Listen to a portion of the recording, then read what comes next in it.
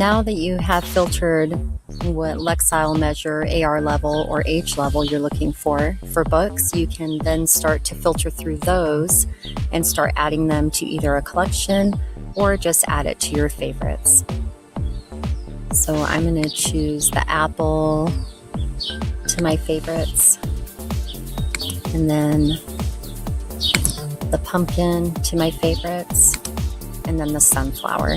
And these are all around the same type of level of books for my readers. So once I have those different types of books, I can then assign them to my students. And you'll be able to find those books in your library, either based on your collections or your favorites. I'm looking for favorites that I just put in there. So there's my favorites collection, and here's my favorite books that I just favorited. And if I am not interested in that book any longer, maybe I open it up and it's not the type of book I'm really looking for, I can then just unfavorite it up here. And then go out of the book. And then once you refresh your screen and go back to your library, you'll see that it's no longer there. So that's the main thing, is refreshing your screen, and then it will not show up there.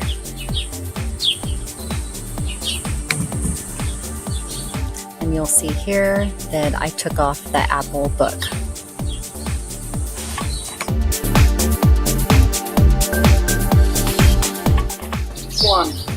Now that we filtered through and we created some favorites and found it in our library, we can now create a collection or add to an existing one.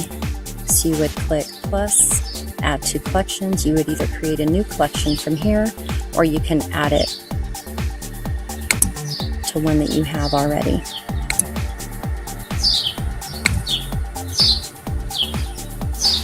What are plants used for? Add. And it was added to the collection. Then I can go back to my library and find it. You can also favorite collections that other people have made.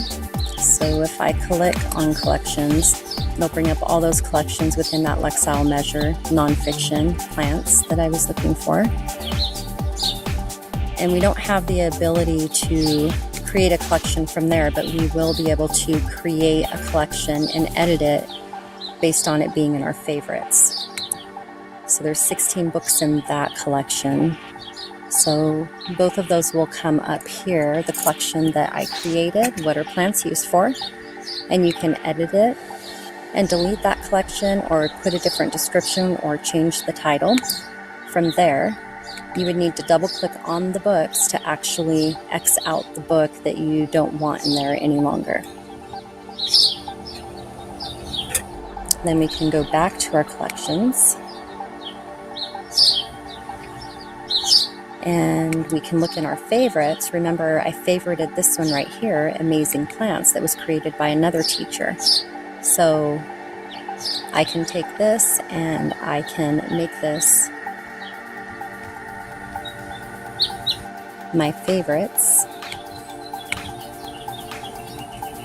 and copy it, and I can create my own collection. So now I'll see it over in my collections, and this will give me the ability to assign it to students as well. Favorites is much like your bookshelf that you might have at home. And then when you actually have collections, it's a collection of those books that you can share with others.